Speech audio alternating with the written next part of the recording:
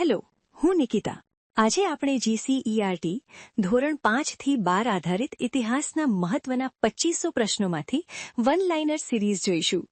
આ series LRD, PSI, CCE જેવી તમામ ગુજરાત સરકારની ભરતી પરીક્ષાના નવા સિલેબસ અનુલક્ષીને બનાવેલ છે. તો ચેનલને ફટાફટ સબસ્ક્રાઇબ કરી લો અને બેલ બટન પર ક્લિક કરી લો, જેથી કરીને યુટ્યુબ તો ખુશ થશે જ, પણ સાથે સાથે હું પણ ખુશ થઈશ. તો ચેનલને સબસ્ક્રાઇબ કરી લો. પ્રશ્ન 551. શેત્રુંજય જૈન તીર્થ ક્યાં આવેલું છે? પાલીતાણામાં. પ્રશ્ન 552. પાલીતાણામાં જૈન તીર્થના કેટલા દેરાસર આવેલા છે? 863. પ્રશ્ન 553. શેત્રુંજય પર્વત કોનું સ્થાન ગણાય છે?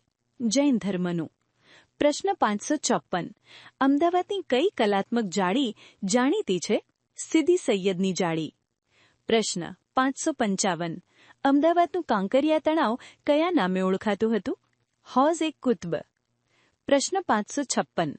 કુતુબ મિનારમાં નિર્માણની શરૂઆત કોના સમયમાં થઈ હતી? કુતબુદ્દીન ઐબક. પ્રશ્ન 557. કુતુબ મિનારનું બાંધકામ કોણે પૂર્ણ કરાવ્યું હતું? ઇલ્તુતમિશે. પ્રશ્ન 558. ઇલ્તુતમિશ કોણ હતો? કુતબુદ્દીન ઐબકનો જમાઈ. પ્રશ્ન 559. ઢાઈ દિનકા ઝૂંપડા શું છે? ઢાઈ દિનકા ઝૂંપડા મસ્જિદનું બાંધકામ કોણે કરાવ્યું હતું? કુતબુદ્દીન ઐબકે. પ્રશ્ન 561. કુતુબ મિનાર ક્યાં આવેલું છે? નવી દિલ્હીમાં. પ્રશ્ન 562. ભારતમાં બનેલી સૌથી પહેલી મસ્જિદ કઈ છે? ઢાઈ દિનકા ઝૂંપડા. પ્રશ્ન 563. અમદાવાદમાં આવેલ કાંકરિયા તળાવનું બાંધકામ કોણે કરાવ્યું હતું? કુતબુદ્દીન ઐબકે. પ્રશ્ન 564. કાંકરિયા તળાવની વચ્ચે આવેલ નગીનાવાડીનું બાંધકામ કોણે કરાવ્યું હતું? કુતબુદ્દીન અહેમદ શાહે. પ્રશ્ન 565. સીદી સૈયદની જાળીનું બાંધકામ કોણે કરાવ્યું હતું? સીદી સૈયદે. પ્રશ્ન 566. સીદી સૈયદ કોનો સેવક હતો? શમસુદ્દીન મુઝફ્ફર શાહ ત્રીજાનો. પ્રશ્ન 567. જગત મંદિર તરીકે કયું મંદિર ઓળખાય છે?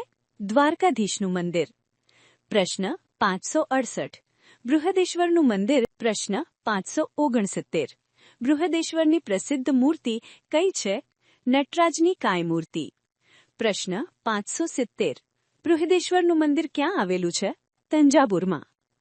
પ્રશ્ન 571. દિલ્હીનો લાલ કિલ્લો કયા મુઘલ બાદશાહે બંધાવ્યો હતો? શાહજહાંએ. પ્રશ્ન 572. છેલ્લે સોમનાથના નવા મંદિરનું નિર્માણ કઈ સાલમાં થયું? ઈસવીસન 1051માં. પ્રશ્ન 573. દ્વારકાધીશનું મંદિર ગુજરાતના કયા જિલ્લામાં આવેલું છે? દેવભૂમિ દ્વારકા. પ્રશ્ન 574. દ્વારકામાં દ્વારકાધીશના મંદિરની બાજુમાં જ કોનો મઠ છે? શ્રીમદ શંકરાચાર્યનો. પ્રશ્ન 575. શ્રીમદ શંકરાચાર્યના મઠનું નામ શું છે? શારદાપીઠ. પ્રશ્ન 576. કાર્તવૃત્ત પર ગુજરાતનું કયું પ્રખ્યાત મંદિર આવેલું છે? મોઢેરાનું સૂર્ય મંદિર. પ્રશ્ન કયું સૂર્ય મંદિર આવેલું છે? ઓડિશામાં કોણાર્કનું સૂર્ય મંદિર. પ્રશ્ન 578. મોઢેરાનું સૂર્ય મંદિર કઈ સાલમાં નિર્માણ પામ્યું હતું? ઈસવીસન 1026-27માં. પ્રશ્ન 579. શૈત્રુંજય પર્વતમાળા કેટલી ઊંચી છે? 603 મીટર. પ્રશ્ન 580. ચોલની દ્રવિડ શૈલીમાં ઊંચા પ્રવેશદ્વારને શું કહેવામાં આવે છે? બૃહદેશ્વર. પ્રશ્ન 581. ફતેહપુર સિક્રીની રચના કોણે કરી? અકબરે. પ્રશ્ન 582. ફતેહપુર સિક્રીનું સૌથી મહત્વનું ભવન કયું છે? જામા મસ્જિદ. પ્રશ્ન 583.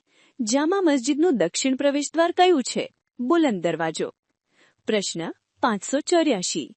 લાલ કિલ્લાના અંદરના મહત્વના બાંધકામ કયા છે? દીવાને આમ, મોટી મસ્જિદ, દીવાને ખાસ, હયાત બક્ષ બાગ.